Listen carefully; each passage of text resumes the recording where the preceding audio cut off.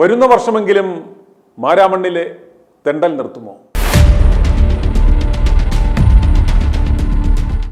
Maramon convention നഗരിയിൽ സഭയുടെ സന്നദ്ധ സംഘടനകൾ വിശ്വാസികൾക്ക് അരോചകമാവണ്ണം പിരിവ് പാടില്ല എന്ന് ജോസഫ് മാർത്തോമ്മയുടെയും തെയോഡോഷ്യസ് മാർത്തോമ്മ മെത്രാപ്പൊലീത്തയുടെയും കൽപ്പനയുണ്ടെന്നിരിക്കെ കുടിലുകെട്ടിപ്പിരിവ് നടത്തുന്ന ലോഹക്കാരന്മാരുടെ ചെയ്തികളെ വിമർശിക്കുകയാണ് മാർത്തോമ്മ സഭാംഗമായ ബാബുജി മാരാമൺ എന്ന അച്ചായൻ.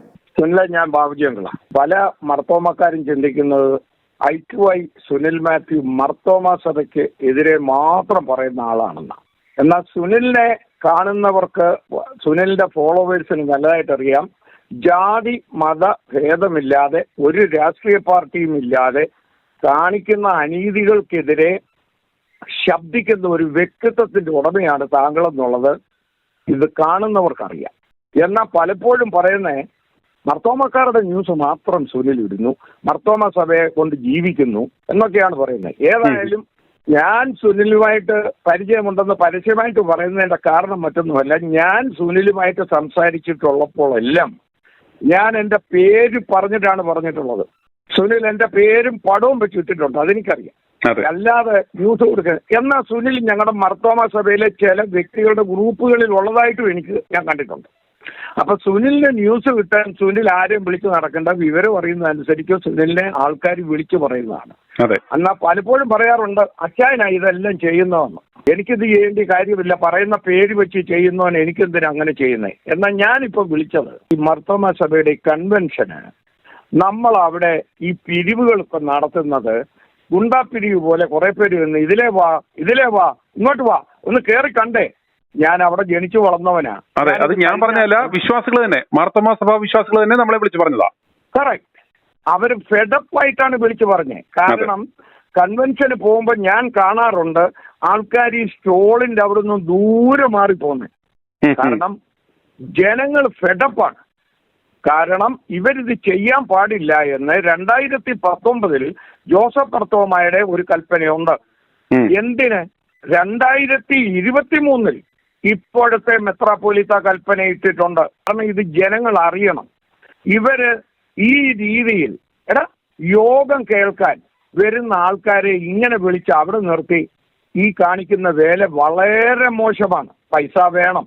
എന്നാൽ ഈ കൽപ്പനകളിൽ എഴുതിയിട്ടുണ്ട് മാരാമണ്ണ് കൺവെൻഷന് കിട്ടുന്ന മുഴുവൻ സ്വോത്രകാഴ്ചയും ചിലവ് കഴിഞ്ഞ് ഈ പറയുന്ന എല്ലാ സംഘടനകൾക്കും ഒരുപോലെ വീതിച്ചു കൊടുക്കുമെന്ന്. പിന്നെ എന്തിനാ ഇവർ ഇവിടെ നിന്ന് ഇങ്ങനെ ഞങ്ങൾക്കിതാ എന്ന് പറഞ്ഞ് ഇവർ പൈസ കൂട്ടേണ്ട കാര്യമല്ല. ഇവിടെ ആത്മീയ ഒരു യോഗമോ അതോ പിരിവിന് വേണ്ടി തുടങ്ങിയിരിക്കുന്ന ഒരു പരിപാടിയാണോ ഇത്? ഇതാണ് എൻ്റെ ചോദ്യം. ഇതൊരിക്കലും ശരിയല്ല. അതിനെ ഞാൻ തീർത്തും എതിർക്കുന്നു. കാരണം ഞാൻ പോലും അങ്ങോട്ട് പോകുമ്പോൾ എന്നെ പരിചയമുള്ളതുകൊണ്ട് ഇവർ വിളിക്കുകയല്ല. ഞാൻ ചെന്ന് പലപ്പോഴും ചോദിച്ചിട്ടുണ്ട് തമാശയ്ക്ക്, നിങ്ങളിത് എന്തോ ഗുണ്ടാപ്പിരിവാണോ ചെയ്യുന്നതെന്ന്. വളരെ മോശമാണ്. സുനിലിനോട് ആ വിളിച്ചു പറഞ്ഞ ആള് ഏതായാലും മാരാമണ്ണുകാരനല്ല. ഞാൻ ഈ 7 വർഷമായിട്ട് എൻ്റെ ജനിച്ച കാലം തൊട്ട് നാട് വിടുന്നിടം വരെ ഞാൻ ഈ യോഗങ്ങൾക്ക് എല്ലാത്തിനും പോകുന്ന ആളാണ്. ആ കരയ്ക്ക് തന്നെയാണ് എൻ്റെ വീട്. ഇന്ന് അവിടുന്ന് മാറിയെന്നേ ഉള്ളൂ. പക്ഷെങ്കിൽ ഇപ്പോഴും ഞാൻ എൻ്റെ നാട്ടിൽ പോയി ഇത് കാണാറുണ്ട്. സത്യമായിട്ടും ഞാൻ പറയുന്നു, ഇത് തെറ്റ്. ഇത് വിശ്വാസികളുടെ അനുഭവത്തിന്റെ പശ്ചാത്തലത്തിൽ പറഞ്ഞതിനെ ഞാൻ എന്തോ സഭയെ അപകീർത്തിപ്പെടുത്തുവാൻ അല്ലെങ്കിൽ സഭയോട് പ്രത്യേക ദേഷ്യമുള്ളതുപോലെ ഞാൻ എന്തോ ആളുകളെ വെച്ച് പറയിപ്പിച്ചു എന്ന തരത്തിലാണ്. അന്നേരം അച്ചായൻ തന്നെ പറയുന്നു ഇത് സത്യമാണ്, ഇത്തരത്തിലുള്ള പിരിവുകൾ ഇവിടെ നടക്കുന്നുണ്ട്, ഇത് വിശ്വാസികൾ ഇത് ഫെഡപ്പായി, ഇതൊരു നാണംകെട്ട പരിപാടിയാണെന്ന് അച്ചായൻ തന്നെ വിശ്വസിക്കുന്നു. പൂർണ്ണമായിട്ടും. കാരണം എനിക്ക് സ്നേഹമുള്ള ചില പട്ടക്കാർ പോലും എന്നോട് പറഞ്ഞിട്ടുണ്ട്, അവര് പോലും ഇഷ്ടപ്പെടുന്നില്ല. കാരണം എന്നാന്ന് വെച്ചിട്ടുണ്ടെങ്കിൽ ഇത് നിർബന്ധ പിരിവ് മർത്തോമ സഭയിൽ ഇല്ല. ആരോടും ഒരു നിർബന്ധ പിരിവും ഇല്ലാത്ത ഒരു സഭയാണ് മർത്തോമ സഭ. എന്നാൽ ഈ സ്റ്റോളുകൾ അവിടെ വെക്കുന്നതിന് ഞാൻ എതിരല്ല. കാരണം ഇവരുടെ ബാനറിട്ട് പേരെഴുതി ഇങ്ങനെയൊക്കെയുള്ള സംഘടനയുണ്ട്. കർമ്മേലാഗതി മന്ദിരം, കുമ്പനാട് ധർമ്മഗിരി മന്ദിരം, അതുപോലെ നമ്മുടെ മിഷൻ ഫീൽഡുകൾ, ഓരോ ഡയോസിസ്. ആർക്കെങ്കിലും കൂടുതൽ വിവരം അറിയണമെങ്കിൽ അവർ നേരിട്ട് ചെന്ന് അത് അറിയട്ടെ, അവർക്ക് ഇഷ്ടമുള്ളിടത്ത് ചെല്ലട്ടെ. അതല്ലാതെ ഓരോ സ്റ്റോളം കൊണ്ട് ക്രോസ് ചെയ്യുമ്പോൾ ഇങ്ങോട്ട് വന്നേ എന്ന് പറഞ്ഞാൽ ബലാത്കാരം പിടിക്കുന്നവർ ഇങ്ങനെ ഇറങ്ങി വരിക മണപ്പുറത്തോട്ട് വന്നിട്ട് ഇങ്ങോട്ട് വാ, അച്ചായ ഇങ്ങോട്ട് വാ, അപ്പച്ചായ ഇങ്ങോട്ട് വാ. ഇതെന്തുവാ? ഇത് കാണുന്നത് എവിടാന്നറിയാമോ? ഞങ്ങളുടെ വീടിന്റെ മുന്നിൽ, എന്റെ വല്യപ്പന്റെ വീടിന്റെ മുന്നിൽ ഈ കടയ്ക്ക് വാടക കൊടുത്തിട്ടുണ്ട്. ഈ വാടക കൊടുത്തിരിക്കുന്ന ഈ സോഡ നാരങ്ങ വെള്ളം വിൽക്കുന്നവനും കൂൾ ഡ്രിങ്ക്സ് വിൽക്കുന്നവനും ഐസ്ക്രീം വിൽക്കുന്നവനും അവിടെ വന്നിട്ട് വാ വാ വാ വാ വാ എന്ന് പറഞ്ഞ് വിളിക്കാറുണ്ട്. അത് കച്ചവടക്കാരന്. അതേ വിളിയല്ലേ ഈ പറയുന്ന സഭയുടെ മണപ്പുറത്ത് നിന്നിട്ട് ഈ കച്ചവടക്കാരെ പോലെ അല്ലേ ഇവർ വിളിക്കുന്നത്?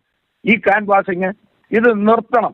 മെത്രാപ്പൊലീത്തയുടെ കൽപ്പന 2023 കൽപ്പന ഇവരാരും വായിച്ചില്ല.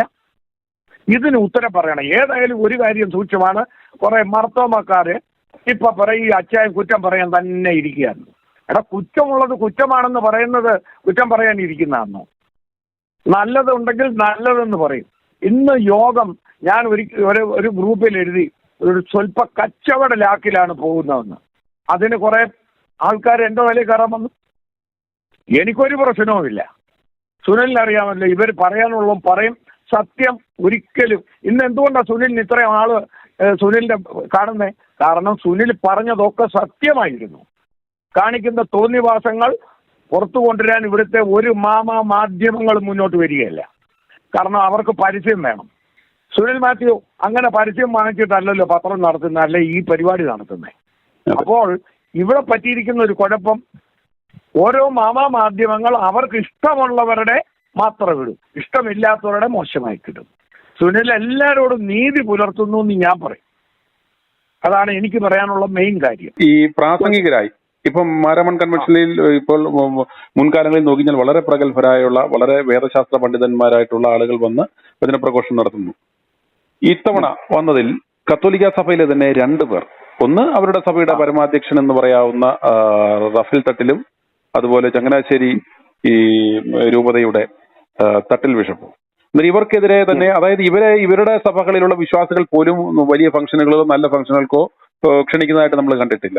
അന്നേരം ഇതുപോലുള്ള ഒരു വളരെ ചരിത്ര പ്രസിദ്ധമായ വളരെ പാരമ്പര്യമുള്ള ഒന്ന് മാർത്തോമാ സഭയുടെ പൈതൃകവും കത്തോലിക്ക സഭയുടെ പൈതൃകവും പാരമ്പര്യവും ഒക്കെ വളരെ വ്യത്യസ്തമാണ്. അന്നേരം അങ്ങനെയുള്ള ഒരു സാഹചര്യത്തിൽ വലിയ വേദശാസ്ത്ര പണ്ഡിതന്മാരും ഒക്കെ ഇവിടെ ഉണ്ടെന്നിരിക്കെ ഇവരെ 2 പേരെ, ഒരു സഭയിലെ തന്നെ ഈ 2 പേരെ, കാരണം 2 പേർക്കെതിരെയുള്ള അലിഗേഷൻസ് എല്ലാം അറിയാം, പൊതുജനങ്ങളുടെ മുന്നിൽ വളരെ നാണം കെട്ട ആളുകളാണ്. ഒരു സാധു സ്ത്രീയെ കബളിപ്പിച്ച് 3 കോടി രൂപ തട്ടിയെടുത്ത കേസിലെ പ്രതിയുമാണ്. അന്നേരം ഇങ്ങനെയുള്ള ഒരു വാക്കും പ്രവൃത്തിയും തമ്മിൽ യാതൊരു ബന്ധവുമില്ലാത്ത ഒരു സഭയിലെ തന്നെ മുതിർന്ന ഒരു കന്യാസ്ത്രീ വളരെ മോശം ഇദ്ദേഹത്തിന്റെ സ്വഭാവ വൈകൃതത്തെ കുറിച്ച് പരാമർശം നടത്തിയ ഈ 2 പേരെ മാർത്തോമാ സഭയുടെ വളരെ പവിത്രമായ ആ ഒരു പരിപാടിയിലേക്ക് പ്രാസംഗികനായി ക്ഷണിക്കുക വഴി ഇവർ എന്ത് സന്ദേശമാണ് നൽകുന്നത്? അങ്ങ് അതിനെ അംഗീകരിക്കുന്നു? ഒരിക്കലും ഞാൻ അതിനെ അംഗീകരിക്കുന്നില്ല. കാരണം ഞാൻ മർത്തോമായുടെ ഒരു അനേക ഗ്രൂപ്പുകളിലെ മെമ്പറാണ്. ആ ഗ്രൂപ്പുകളിലെല്ലാം നിരന്തരം ഞാൻ എഴുതുന്നതാണ്. ഒരു പ്രാവശ്യം ഇവർ വിളിച്ചത് 16 ക്രിമിനൽ കേസിൽ പ്രതി ചേർക്കപ്പെട്ട CSIയിലെ ഒരു ബിഷപ്പിനെയാണ്, ധർമ്മരാജ റസാലം. അതുപോലെ അതെ, ആ റസലാമിനെ വിളിച്ചു. അതുപോലെ തന്നെ കത്തോലിക്കരുടെ ഏറ്റവും വലിയൊരു ബിഷപ്പായിരുന്ന ആലഞ്ചേരി ബിഷപ്പ് ഭൂമി തട്ടിപ്പിന്റെ പേരിൽ പ്രതിയായ ഇവരെയൊക്കെ വിളിക്കും. എന്നാൽ മർത്തോമാ സഭയിൽ പഠിച്ചവരും പ്രസംഗിക്കാൻ കഴിവുള്ളവരുമായ അനേകം പട്ടക്കാരുണ്ട്. എന്തിന് പട്ടക്കാര് തന്നെയല്ല, വിശ്വാസികളായിട്ടുള്ള പണ്ഡിതന്മാരായ വേദ പണ്ഡിതന്മാരുണ്ട്. ഇവർക്ക് വല്ലതും ഈ മാരാമെന്ന് ഒരു മൈക്ക് കൊടുക്കുമോ? കൊടുക്കത്തില്ല. ആത്മീയമായിട്ടുള്ള പ്രസംഗം പണ്ട് കൊച്ചുകുഞ്ചു ഉപദേശി പോലുള്ളവർ പ്രസംഗിച്ച ആ പീഠത്തിൽ ഇന്ന് മർത്തോമയിലെ എത്ര പേർക്കാണ് ചാൻസ് കൊടുക്കുന്നത്? എന്നിട്ട് നമ്മൾ കൊണ്ടുവരികയാണ്. ഇവിടുന്നുമില്ലാതെ നമ്മൾ ലോകം മുഴുവനും പോയി സുവിശേഷം അറിയിച്ചുകൊണ്ടിരിക്കുന്ന മർത്തോമാ സഭ സുവിശേഷം കേട്ട് പഠിച്ചു വരുന്ന സ്ഥലങ്ങളിൽ നിന്ന് വരെ ഇപ്പൊ ആളിനെ കൊണ്ടിരുന്ന സ്ഥലത്തിന്റെ പേരൊന്നും പറയുന്നില്ല, അത് ഡിസ്ക്രിമിനേഷൻ എന്ന് പറയും. അതുകൊണ്ട് അവിടുന്ന് വരെ ആൾക്കാരെ ഇങ്ങോട്ട് കൊണ്ടുവന്ന് ഈ മണപ്പുറത്ത് പ്രസംഗിക്കുന്ന എന്താണ് ഇതിനകത്തെ അട്രാക്ഷൻ? എന്നാ പിന്നെ രാഷ്ട്രീയക്കാരെ വിളിച്ച് രാഷ്ട്രീയം പറയിപ്പിക്കുന്ന പോലുള്ള ഒരു തുല്യമല്ലേ ഇത്? തെറ്റായ നടപടിയാണ്. കാരണം സുവിശേഷം പറയാൻ കേരളത്തില് മർത്തോമാ സഭയിൽ ആളില്ലാതെ വന്നു ആണോ? ഒരു കാലത്ത് സ്റ്റാൻലി ജോൺസ്, സാധു സുന്ദർ സിംഗ്, ഇതൊക്കെ ഒരു അട്രാക്ഷൻ ഉണ്ടായിരുന്നു. ഇപ്പൊ ഈ വരുന്നവരാരാന്ന് പോലും ആർക്കും അറിയാൻ വയ്യ. ജനങ്ങൾക്ക് ഇവരുടെ പേരും കാര്യവും ഒക്കെ പറയുമ്പോൾ അറിയുന്ന, അല്ലാതെ ജനങ്ങൾ മറ്റ് സഭയിലെ ആൾക്കാരെ തിരക്കി നടക്കുകയാണ്. എന്തുകൊണ്ട് മർത്തോമായിലെ ആൾക്കാർക്ക് അവസരം കൊടുക്കുന്നില്ല? ഇത് പല ഗ്രൂപ്പുകളിലും ഇപ്പോഴും ചർച്ച നടന്നുകൊണ്ടിരിക്കുന്നതാണ്. ഞാൻ ഇതിനെ എതിർക്കുന്നു എന്നുള്ളത് തീർത്ത് പറയാം. ഇത്തരം ആരോപണ വിധേയരായവരെ ക്ഷണിക്കുന്നത് സുനിലയ്യ ഇനി അടുത്ത പ്രാവശ്യം ഞാൻ ഒരിക്കൽ എഴുതി ഫ്രാങ്കോ ബിഷപ്പിനെ കൂടെ വിളിക്കണമെന്ന്. പലർക്കും പല ട്രെയിനിങ് കൊടുക്കാൻ പറ്റും പല കാര്യത്തിലും. അല്ല എന്താ പറയണ്ടേ? ഇവരെ വന്ന് തട്ടിപ്പും വെട്ടിപ്പും ചെയ്യുന്നതിന് ഇതെന്ന് പറയുന്ന എക്യൂമിനിസം എന്ന് പറഞ്ഞിപ്പോൾ ഒരു കാര്യമുണ്ട്. ഇപ്പം അതിന് എന്നെ ചീത്ത വിളിച്ചോട്ടെ. എക്യൂമിനിസം എന്ന് പറഞ്ഞിട്ട് എല്ലാ സഭകളും കൂടെ ചേർന്നിട്ട് കൂടും. എന്നിട്ട് എൻ്റെ ചോദ്യം, എടാ അവരുടെ വിശ്വാസ പ്രമാണം വെച്ചിട്ട് ഇവര് എത്ര മോശമായ കമന്റുകൾ അങ്ങോട്ടും ഇങ്ങോട്ടും വിടുന്നേ. മാർത്തോമാക്കാരൻ്റെ ഏതെങ്കിലും ഒരു കാര്യം പറഞ്ഞാൽ ഓർത്തഡോക്സുകാരനും യാക്കോബക്കാരനും പൊങ്കാല ഇടും ഗ്രൂപ്പുകളെ ഞാൻ കണ്ടിട്ടുണ്ട്. നേരെ തിരിച്ച് അങ്ങനെയാണെങ്കിൽ ഇത്രയും എക്യൂമിനിസം പറയുവാനും ഇവരെ തലയിൽ വെച്ചുകൊണ്ട് നടക്കാനും എന്തിനാണ് മുത്തപ്പനെ എടുത്ത് കിണറ്റിലിട്ട് ഒരു നവീകരണ സഭ എന്ന് പറഞ്ഞൊരു പ്രസ്ഥാനം ഉണ്ടാക്കി മാറുന്നത്? ഇവരുടെ കൂടെ തന്നെ അങ്ങ് പോയാൽ പോരായിരുന്നോ? അതാ ഞാനും ചോദിക്കുന്ന ഒരു കാര്യമാണ്. കാരണം എന്നാന്ന് പറഞ്ഞാല് ഈ മുത്തപ്പനെ എടുത്തിട്ട കിണറിന്റെ ആ പള്ളിയിലാണ് എന്നെ മാമോദീസ മുക്കിയത്. ഞാൻ അവിടെ ജനിച്ചു വളർന്നവനാ. ആ കിണറ്റിലെ മുത്തപ്പനെ ഇനിയും പൊക്കി എടുത്തുകൊണ്ട് വെക്കുകയായിരിക്കും നല്ലത്. ഇപ്പൊ തന്നെ ഞങ്ങളുടെ ബിഷപ്പന്മാരുടെ ഇടയിൽ പോലും ഇത് തുറന്നു പറഞ്ഞാലേ പറ്റുള്ളൂ. ഇടയിൽ പോലും ഒരു ഓർത്തഡോക്സ് ചിന്താഗതിയുള്ളവരുണ്ട്, അതിനവീകരണ ചിന്താഗതിയുള്ളവരുമുണ്ട്. ഇത് ഇനി ഈ സഭ എങ്ങോട്ടാ പോകുന്നതെന്ന് എന്നോട് ആരെങ്കിലും ചോദിച്ചാൽ ഉത്തരം ഞാൻ പല ഗ്രൂപ്പുകളിൽ എഴുതി 15 മുതൽ 20 കൊല്ലം. ഇത് കഴിയുമ്പോൾ ഇംഗ്ലണ്ടിലെ പോലെ പലയിടത്തും ഞാൻ ആ സമയത്ത് ഉണ്ടാവില്ല. കത്തോലിക്ക സഭയോട് ഒരു അഭിനിവേശം തോന്നാൻ കാരണം എന്താണ്? ഇതാ മെത്രാന്മാരുടെ സംഘം ഉണ്ടാക്കി 8-10 പേര് ചേർന്ന് വത്തിക്കാനിലോട്ട് പോകുന്നു. അവിടെ അദ്ദേഹത്തിന്റെ ആശ്രിതരായി നിൽക്കുന്നു, അവിടെ പോകുന്നു. അതുപോലെ കത്തോലിക്ക സഭയിലെ പരിപാടികൾക്ക് ഇദ്ദേഹം അതിഥിയായി പോകുന്നു, തിരിച്ച് ഇവരെ വിളിക്കുന്നു. ഈ ഒരു കൊടുക്കൽ വാങ്ങലിലൂടെ ഈ സഭാമക്കളെ ഇവർ വഞ്ചിക്കല്ലേ? പിന്നെ എന്തിനാണ് ഇവർ ഇത്തരത്തിലുള്ള ഒരു നവീകരണാശയം പറയുകയും ഒരു വ്യത്യസ്ത ചിന്താധാര പ്രസംഗിക്കുകയും ചെയ്യുന്നത്? അത് ഒരു പൊള്ളത്തരമല്ലേ? അത് യാക്കോബിന്റെ സുവിശേഷം എടുത്ത് വായിക്കാമെങ്കിൽ പ്രവൃത്തിയില്ലാത്ത വിശ്വാസം നിഷ്ഫലമെന്ന് ഗ്രഹിപ്പാൻ നിങ്ങൾക്ക് മനസ്സുണ്ടോ? അതുപോലെ തന്നെ ശലോമോൻ സദൃശ്യവാക്യങ്ങളിൽ പറയുന്നുണ്ട്, ഛർദിലിന് തിരിയുന്ന നായ്ക്ക് തുല്യൻ. അങ്ങനെയുള്ള കാലം വരുമെന്ന് വെളിപ്പാട് പുസ്തകം പറയുന്നു. പെരുവെള്ളത്തിന് മീതെ ഇരിക്കുന്ന വേശ്യ, 7 മലകളുടെ മുകളിലുള്ള പട്ടണം എന്നൊക്കെ പറയുന്ന വെളിപ്പാട് പുസ്തകത്തിലെ പ്രവചനം നടക്കണം. സുനിലെ, അന്ത്യകാലത്ത് ഇതെല്ലാം ദൈവസഭയാണെന്ന് പറയും. ഒരു കല്യാണം കഴിക്കാൻ പോകണം, കത്തോലിക്കെന്നൊരു പെണ്ണിങ്ങോട്ട് വന്ന കത്തോലിക്കരെ അപ്പനെ അമ്മയും മുടക്കാൻ പോകുന്ന ഒരു കാലം ഉണ്ടായിരുന്നു. അവൾ ഇങ്ങോട്ട് വന്ന മർത്തോമാക്കാരിയാകണം. ഇപ്പൊ തന്നെ ഞങ്ങളുടെ പള്ളിയിൽ നിന്ന് ഒരു പയ്യൻ ഒരു കത്തോലിക്ക പെണ്ണിനെ വിവാഹം കഴിക്കാൻ പോയി. അപ്പൊ ആ പെണ്ണിന്റെ അപ്പനും അമ്മയും പറഞ്ഞു പറ്റില്ല. ആ പയ്യൻ അങ്ങോട്ട് പോയി ഉടനെ ഞങ്ങളുടെ പള്ളിയിൽ നിന്ന് അവനെ മുടക്കി. അപ്പൊ ഞാൻ ചോദിക്കുന്നത്, ഇവര് എക്യൂമെനിസം പറയുക ഈ മുടക്കുന്നുണ്ട്, ഇവര് മെത്രാന്മാരെല്ലാം കൂടെ ഒരുമിച്ചങ്ങ് ചേരരുതോ? ഞാൻ ഓർക്കുന്നു, സുനിലിന് അറിയാവുന്ന ഒരു കാര്യം പറയാം. തിരുവനന്തപുരത്ത് ഒരു തിരുവോണത്തിന്റെ അന്ന് 2 പാർട്ടിക്കാർ തമ്മിൽ വെട്ടി 2 പിള്ളേർ മരിച്ചു. ആ സമയത്ത് നടന്നത് BJPയുടെ ലീഡറും AK ആന്റണിയും ബഹുമാനപ്പെട്ട പിണറായി വിജയനും കൂടെ ഒരുമിച്ചിരുന്ന് ഓണസദ്യ കഴിക്കുകയായിരുന്നു. ഇവർക്കൊരു കുഴപ്പമില്ല, ഈ പാവമാനികൾ വഴി കിടന്ന് വെട്ടിച്ചാവുക എന്ന് പറഞ്ഞ പോലെ സഭാവിശ്വാസികള് വെട്ടിച്ചാവുന്നു. ഇവർ പോയി പോപ്പിനെ മുത്തും, അങ്ങോട്ടും ഇങ്ങോട്ടും വിളിക്കും. ഇതെല്ലാം ഒരു കൂട്ട് കമ്പനിയാണ്. ഇത്രയും എക്യൂപ്മെന്റ്സും പറയുന്ന ഇവർക്ക് അന്ന് നമുക്ക് ഈ സഭാ വ്യത്യാസം നോക്കാതെ എല്ലാ ആരാധനാലയങ്ങളും നിങ്ങൾക്ക് എല്ലായിടത്തും വസിക്കുന്നത് ക്രിസ്തുവാണ്, പരിശുദ്ധാത്മാവാണ്, നിങ്ങൾ അതൊന്നും നോക്കണ്ട, എല്ലാ പള്ളികളും നമ്മളുടേതാണ്, അങ്ങനെ ഒരു വേർതിരിവ് വേണ്ട എന്നിവർക്ക് പ്രഖ്യാപിക്കാനുള്ള, ക്രിസ്തുവിൽ നമ്മൾ സഹോദരങ്ങൾ, നമ്മൾ ഒന്നാണെന്ന് പ്രഖ്യാപിക്കാനുള്ള ആ ഒരു മനസ്സ്, ഒരു ധൈര്യവുമാര് കാണിക്കുമോ? അതെന്താ കാണിക്കാത്തെ? പാർട്ടിക്ക് അണി വേണ്ടേ? ഈ ജനങ്ങൾ തമ്മിൽ തല്ലണ്ടേ? എന്നാലല്ലേ അത് ഈ ആഡംബര കാറുകളും കൊട്ടാര സമാനമായ വീടുകളിൽ ഇവർക്ക് ഈ പാവങ്ങളുടെ പൈസ കൊണ്ട് ജീവിക്കാൻ. ഞാൻ സുനിലിനോടൊരു ചോദ്യം ചോദിക്കാം. ഈ ഇടവകൾ കൊണ്ട്, ഈ സഭ കൊണ്ട് ജനങ്ങൾക്കുള്ള പ്രയോജനം എന്താ? 1 മാമോദീസ, 2 ആദ്യ കുർബാന, 3 വിവാഹം. അല്ല അച്ഛാ, ഈ സാധനങ്ങൾ ഇല്ലാതെ ഇവിടെ മനുഷ്യനായിട്ട് വളർത്തില്ല. ഇത് വിശ്വാസത്തിലെന്താ? അതായത് ഇവൻ വിളിച്ച് വെള്ളത്തിൽ മുക്കിയില്ലെങ്കിൽ ഈ ഉപദേശങ്ങൾ, ഇവർ ഇത്രയും ഉപദേശങ്ങളും ഇത്രയും സൺഡേ സ്കൂളിലും ഇത്രയും അധ്യാപനവും ഇതെല്ലാം നടത്തിയിട്ടും ഇപ്പോൾ കണ്ടോ ഈ ഏറ്റവും കൂടുതൽ വിവാഹ ബന്ധങ്ങൾ വേർതിരിക്കപ്പെടുന്നത്, ഡൈവേഴ്സ് ഉണ്ടാകുന്നത്, ഏറ്റവും കൂടുതൽ ആത്മഹത്യകൾ ഉണ്ടാകുന്നത് ഇന്ന് ഏത് ഫാമിലിയില? ക്രിസ്ത്യൻ കുടുംബങ്ങളിലാണ് ഏറ്റവും കൂടുതൽ ഇവർ ഇത്രയും എല്ലാം ഉപദേശങ്ങളും പ്രാർത്ഥനകളും പഠിപ്പിക്കലും നടത്തിയിട്ടും ഇത് പെരുകുന്നു. ഇവരുടെ പ്രാർത്ഥനകളുടെയും പഠിപ്പിക്കലുകളുടെയും പ്രസക്തി എവിടാണ്? സുനിലെ, ഇതിനകത്ത് ഒരു കാര്യം പറയട്ടെ. ഈ ഡിവോഴ്സിന്റെ കാര്യം നമ്മുടെ അപ്പന്മാരുടെ കാലം, വല്യപ്പന്മാരുടെ കാലത്ത് എത്ര ഡിവോഴ്സ് ഉണ്ടായിരുന്നു? അവർക്ക് വല്ല പ്രീ മാരിറ്റൽ കൗൺസിലിംഗ് ഉണ്ടായിരുന്നു. ഇപ്പം എല്ലാവരും കൗൺസിലേഴ്സ് എന്ന് പറഞ്ഞ് PhD എടുത്ത് നടക്കുകയാണ്. കല്യാണത്തിന് മുമ്പ് ചെറുക്കനെയും പെണ്ണിനെയും കൗൺസിൽ ചെയ്യും. ഈ കൗൺസിലിംഗും കഴിഞ്ഞിട്ട് 3 മാസം കഴിയുമ്പോൾ ചെറുക്കനും പെണ്ണും തള്ളയും പിള്ളയും പിരിയുന്ന പോലെ പിരിഞ്ഞു. ഇങ്ങനെയുള്ള കൂടുതൽ മോഡിഫിക്കേഷൻ ഈ സഭയിൽ കടന്ന് ദൈവമില്ലാതായിക്കൊണ്ടിരിക്കുകയാണ്. അതായത് അത്യുന്നതൻ കൈപ്പണിയായതിൽ വസിക്കുന്നില്ല എന്ന് എത്ര പ്രാവശ്യം വേദപുസ്തകത്തിൽ പറഞ്ഞിട്ടുണ്ട്. സ്വർഗം എന്റെ സിംഹാസനവും ഭൂമി എന്റെ പാദപീഠവുമായിരിക്കുന്ന ഈ ദൈവത്തെയാണോ 6 ദിവസം പള്ളി അടച്ചിടും, 7-ാം ദിവസം ഇങ്ങോട്ട് വന്ന് ദൈവമേ ഈ പരിശുദ്ധനാണെന്ന് പറഞ്ഞ് വിളിച്ചു പോവും. ഞായറാഴ്ച മാത്രം തുറക്കുന്ന നാടകശാലകൾ. അതെ. അപ്പൊ ഈ 6 ദിവസം ഈ ദൈവം പാപിയായിരുന്നു.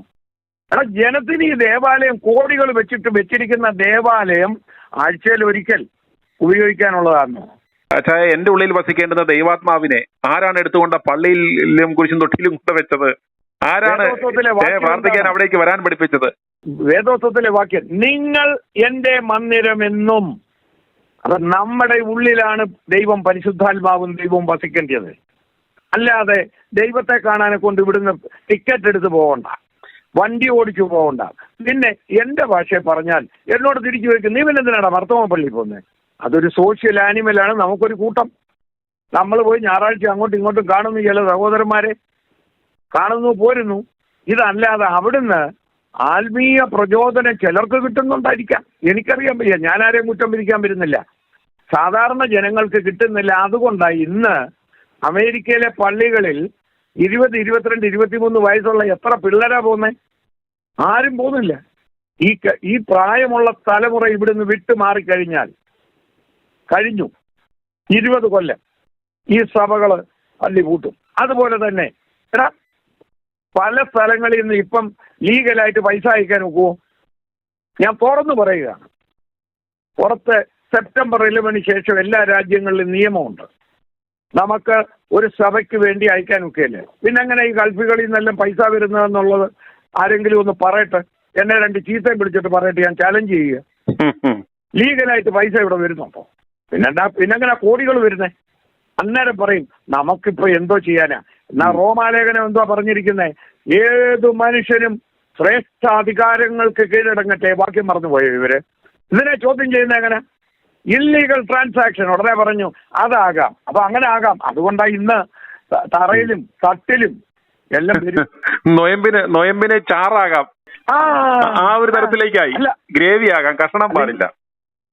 അല്ല, വേറൊരു കാര്യം പറഞ്ഞ ചിരിക്കും. ഈ നൊയമ്പിന് വരുന്ന എത്ര മെത്രാന്മാർക്ക് നൊയമ്പുണ്ട്? അവർക്ക് വരുന്ന പറഞ്ഞ മപ്പാസും വെച്ച് മീൻകറിയും വെച്ച് താറാവ് കറിയും വെച്ച് കൊടുക്കും, ഒരു കുഴപ്പമില്ല. ജനങ്ങൾ നോയമ്പെടുത്തോണം. എന്തോ ലീഡർഷിപ്പ്. അതുപോലെ ഈ മാരാമൺ കൺവെൻഷന്റെ സമാപനം ഇതാ 8 ദിവസം കഴിയുമ്പോൾ ഏതെങ്കിലും ഒരു വിശ്വാസിയുടെ മനസ്സിൽ തങ്ങിയ എന്തെങ്കിലും ഒരു വചനസഹിതം ശകലം, അല്ലെങ്കിൽ എന്തെങ്കിലും ഒരു കാര്യപ്രസക്തമായ ഒരു സന്ദേശം, ഒരു മെസ്സേജ് ഉണ്ടോ? ഏതെങ്കിലും ഒരു വിശ്വാസിക്ക് പെട്ടെന്ന് അവന്റെ ഒരു സ്മരണയിൽ, ഇത് ഓൺലൈനിൽ കൂടെ കണ്ടവരുണ്ടാകാം, നേരിട്ട് കണ്ടവരുണ്ടാകാം, അതല്ലെങ്കിൽ ഇതിന്റെ ഏതെങ്കിലും ഒരു ദിവസം കണ്ടവരുണ്ടാകാം, അവരുടെ മനസ്സിൽ തങ്ങി നിന്ന് എന്തെങ്കിലും ഒരു സന്ദേശം, അവന്റെ ജീവിതത്തിന് ഉതകുന്ന, അവന്റെ വിശ്വാസത്തെ പരിപോഷിപ്പിക്കുന്ന തരത്തിലുള്ള എന്തെങ്കിലും ഒരു സന്ദേശം ഇവിടെ നിന്ന് ഇത്തരത്തിലുള്ള പിരിവോ അല്ലെങ്കിൽ കുറെ സന്ദേഹങ്ങളോ ആരോ എഴുതി കൊടുത്ത വചനാംശങ്ങളോ അല്ലാതെ ഒരു മനുഷ്യന്റെ ഹൃദയത്തിൽ തട്ടി എന്തെങ്കിലും പറയാനുണ്ടോ? സുനിലെ, അതിന് ഞാൻ വേറൊരു ഉദാഹരണത്തിന് അതിന് മറുപടി തരാം. പണ്ട് സിനിമ കാണാൻ നമ്മൾ പോകുമ്പോൾ സിനിമ കണ്ടിട്ട് പുറത്തോട്ട് ഇറങ്ങുന്ന പറഞ്ഞേ ചില കുഞ്ഞാടുകൾ പോലെയുള്ള ചില വിഡ്ഢി കൂശ്മാണ്ഡങ്ങളുണ്ട്. അപ്പൊ നമ്മൾ ചോദിക്കുക എങ്ങനെ ഉണ്ടായിരുന്നടാ സിനിമ? ഉടനെ പറയും സ്റ്റോറി കൊള്ളായിരുന്നു, പക്ഷെ കഥ അത്ര ശരിയായില്ല. അത്രേ ഉള്ളൂ ഇവർക്ക് ഉത്തരം.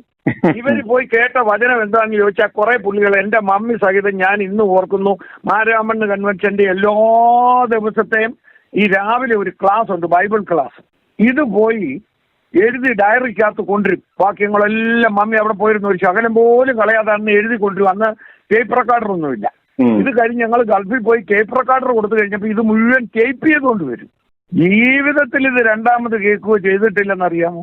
അപ്പൊ ഇവിടുന്ന് എന്തോ അനുഗ്രഹമാണ് കിട്ടിയത്? ഇതെല്ലാം ഒരു പ്രഹസനം, അല്ലാതെ എന്താ? എന്നാൽ ഒരു കാലത്തും എഴുത്തും വായനയും അറിയാൻ വയ്യാത്തവരുടെ കാലത്ത് കൊച്ചുകുഞ്ഞ് ഉപദേശി പ്രസംഗിച്ചപ്പോൾ, മാമൻ ഉപദേശി പ്രസംഗിച്ചപ്പോൾ ആയിരങ്ങൾ മദ്യപാനം നിർത്തി, ആയിരങ്ങൾ സിഗരറ്റ് വലി നിർത്തി, മാനസാന്തരത്തിന്റെ പ്രസംഗം പ്രസംഗിച്ചു.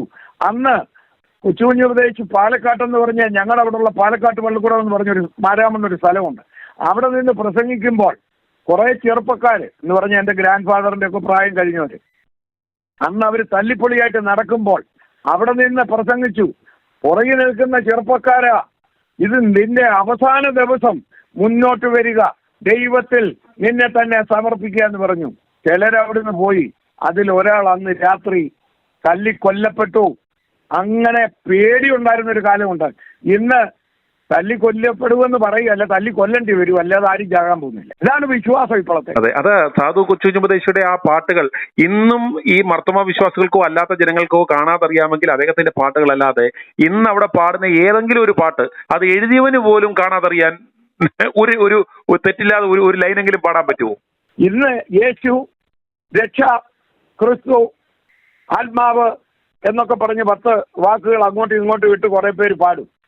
എന്നാൽ ഒരു പാട്ട് ഒരച്ഛൻ എഴുതിയത്, ഒരു മഴയും തോരാതിരുന്നിട്ടില്ല എന്ന് പറയുന്ന തൻ്റെ ജീവിതത്തിൽ താൻ കഷ്ടതയിൽ കൂടി പോയപ്പോൾ അത് കഴിഞ്ഞ് ജീവിതത്തിലേക്ക് തിരിച്ചു വന്നപ്പോൾ എഴുതിയ ഒരു പാട്ടുണ്ട്, ഒരു മഴയും തോരാതിരുന്നിട്ടില്ല. ആ പാട്ട് ഇന്നും ആൾക്കാരുടെ നാവിൻ തുമ്പിലുണ്ട്. എന്നാൽ കൊച്ചുകുഞ്ഞ് ഉപദേശി ജീവിതത്തിൽ എഴുതി. എം ഇ ചെറിയാച്ചൻ തന്റെ ഭാര്യയുടെ പ്രസവത്തിന് തമിഴ്നാട്ടിലായിരിക്കുന്ന കാലത്ത് അവിടെ മരിച്ചു പോകുമെന്ന് ഭർത്താവിനോട് പറഞ്ഞപ്പോൾ എഴുതിയതാ, മരണദിനം വരുമളവിൽ മറിഞ്ഞിടും ഞാൻ നിൻ തറഞ്ഞിൽ. അനുഗ്രഹത്തിന് അധിപതി ഇന്നും ഓർക്കാത്ത ഏതെങ്കിലും ക്രിസ്ത്യാനിയുണ്ടോ? ഇന്ന് കുറെ മഹാകവികൾ ഇറങ്ങിയിരിക്കുകയാണ്, എഴുതി. അതെന്നിട്ട് പള്ളിയിൽ വെച്ച് കൊയറുകാർ, പിന്നെ ഞങ്ങളുടെ എല്ലാ പള്ളികളിലും ഈ കൊയറുകാർ ഈ കൺവെൻഷൻ ഇറങ്ങിയ പാട്ടങ്ങ് പാടും. അവിടെ ഇരിക്കുന്ന എല്ലാവരും ഇങ്ങനെ വായി നോക്കിയിരിക്കും, ആർക്കും അറിയാൻ വയ്യ. അത് ആത്മാവിൽ തട്ടിയ പാട്ടൊന്നുമില്ല. ഇത് എന്തോ ചെയ്യാന്? ഇപ്പൊ ഇത് ഇങ്ങനെ ഈ ലോകം. ഇപ്പൊ സിനിമാ പാട്ട് കേട്ടിട്ടില്ലയോ? ഏത് പാട്ടാ നല്ല എഴുത്തുകാരുള്ളത്? ചായക്കടക്കാര് നിന്റെ ചായക്കകത്ത് പഞ്ചസാരയില്ല എന്നാ പറഞ്ഞ ഒരു സിനിമാ പാട്ട് അല്ല, എന്തോ പറയണ്ടി. അതുപോലെ ഇനിയും നാളെ സമാപിക്കുകയാണ്, അന്നേരം ഇതൊരു സമാപനിക്കുകയാണ്. അന്നേരം ഇനിയുമെങ്കിലും ഈ സഭാ നേതൃത്വത്തോട് വരുന്ന വർഷമെങ്കിലും ശ്രദ്ധിക്കേണ്ടുന്നതായിട്ട് എന്തായിട്ട് അച്ഛൻ്റെ ഒരു അഭിപ്രായമുള്ളത്? അതായത് നമ്മുടെ മർത്തോമക്കാരായിട്ടുള്ള ശക്തരായ വചനം പറയുന്ന ആൾക്കാരെ കൂടുതൽ അവിടെ സംസാരിക്കാൻ അനുവദിക്കുക. പുറത്തു നിന്നുള്ള ഈ അട്രാക്ഷനൊക്കെ പോയി, പണ്ട് സായിപ്പ് വരിക എന്ന് പറഞ്ഞാല് നമുക്കൊരു വലിയ അട്രാക്ഷൻ ആയിരുന്നു. ഈ സായിപ്പിനെ മദാമയൊക്കെ കുഞ്ഞുനാളൊന്ന് കാണുമെന്ന് പറഞ്ഞ ഒരു വെളുത്ത വർഗത്തിനെ കാണുമ്പോൾ. എന്നാൽ ഇന്ന് നമ്മുടെ ആൾക്കാർ ഈ വെള്ളക്കാരെ കണ്ട് മടുത്തു. നമ്മുടെ ആൾക്കാർ ലോകം മുഴുവൻ യാത്ര ചെയ്യുന്നു, ലോകത്തിന്റെ പല ഭാഗങ്ങളിലുണ്ട്. ഒരു 60-70 കൊല്ലം മുമ്പ് സായിപ്പ് വരിക എന്ന് പറഞ്ഞാൽ വലിയ കാര്യമായിരുന്നു. എന്നാൽ ഇന്ന് അതൊരു കാര്യമല്ല. വചന ശുശ്രൂഷ നടക്കണം. ആത്മപ്രചോദനമായ വചന ശുശ്രൂഷ അവിടെ നടത്താൻ കഴിവുള്ള പ്രസംഗകർ നമ്മുടെ സഭയിലുണ്ടെന്ന് പൂർണ്ണമായി വിശ്വസിക്കുന്നുണ്ട്. അല്ലെങ്കിൽ ഞാൻ പറയുന്ന അടുത്ത കൺവെൻഷന് നമ്മുടെ ഫ്രാങ്കോ ബിഷപ്പിനെ കൂടെ ദയവ് ചെയ്ത് വിളിക്കണം. ഇതാണ് എനിക്ക് പറയാനുള്ളത്. i2i News, an eye for truth. i2i News subscribe ചെയ്തിട്ടില്ലാത്തവർ ഇപ്പോൾ തന്നെ സബ്സ്ക്രൈബ് ചെയ്യുക. നോട്ടിഫിക്കേഷൻ ലഭിക്കുവാൻ ബെൽ ബട്ടണും അമർത്തുക.